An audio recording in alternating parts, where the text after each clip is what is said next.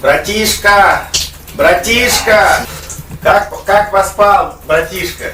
Тук-тук народа, с вами Лосяра.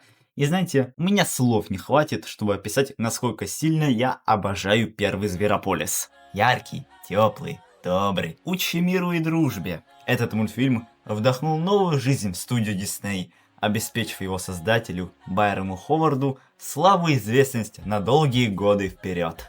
В основном, конечно, довольно нездоровую. И пока фанаты из числа фурей пытались в своих работах скрестить лиса и кролика, а их не менее упоротые хейтеры обвиняли в фильм пропаганде разных непотребств, каждый адекватный человек, включая студию Дисней, прекрасно понимал, выход второй части лишь вопрос времени. Но удалось ли Байрону Ховарду и Ричи Муру повторить свой успех 9-летней давности? Удалось ли им развить главных героев, не уподавляясь озабоченным фанатам? И самое главное, не является ли тот отрывок из видоса Влада Семецкого пророческим?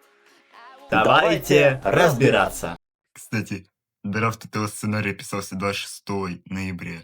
В этот же день мультфильм официально вышел в кинотеатрах.